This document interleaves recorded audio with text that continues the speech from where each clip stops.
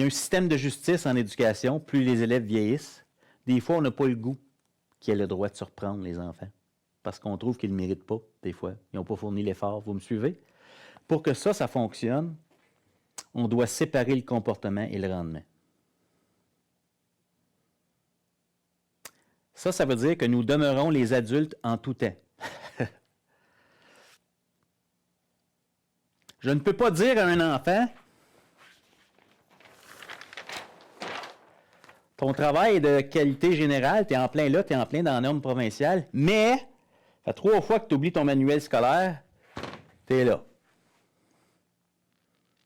Ben, c'est pas vrai, ton texte, ton travail, il est de qualité. Ton comportement, c'est autre chose, on va te donner le soutien de ce côté-là.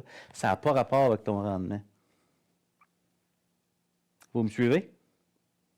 Combien d'élèves, quand on reçoit des notes, on regarde des bulletins, 70 %. Est-ce que tous les 70 % tombent là, dans la qualité du travail des élèves? Combien de 70 % représentent le comportement désagréable de certains enfants? Des pénalités arbitraires?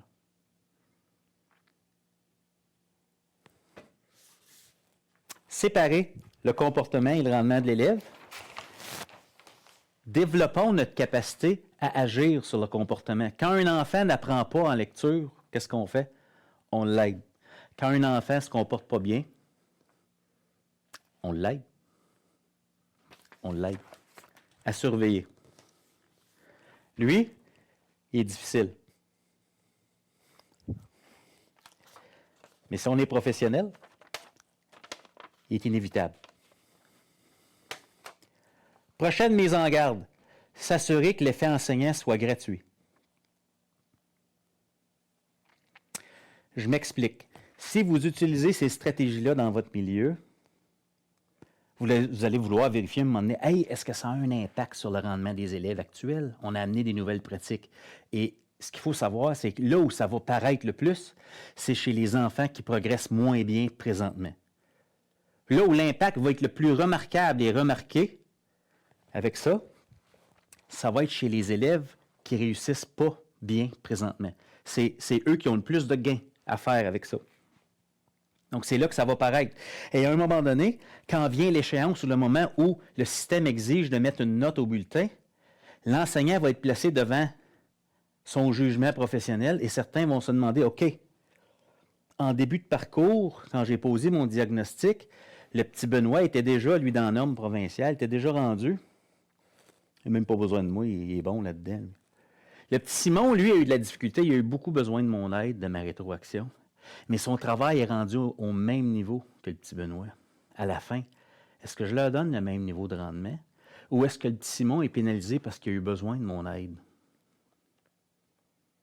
Si on fait ça, là, pourquoi on fait tout ça? Pourquoi on utilise des nouvelles stratégies pour aider les enfants si en bout de ligne, on se dit, ouais, mais c'est encore important que je dise que le petit Benoît était meilleur que le petit Simon au début, là? C'est-tu juste que les deux aient le même niveau de rendement s'il y en a un qui a eu plus de rétroaction que moi? Et la réponse devrait être oui, parce qu'on est là pour ça. On est là pour agir sur l'apprentissage. Il faut que le niveau de rendement soit le même. Il faut que la qualité du travail soit comparable. Mais est-ce qu'on doit pénaliser l'élève parce qu'il a eu besoin de notre aide? J'espère que non.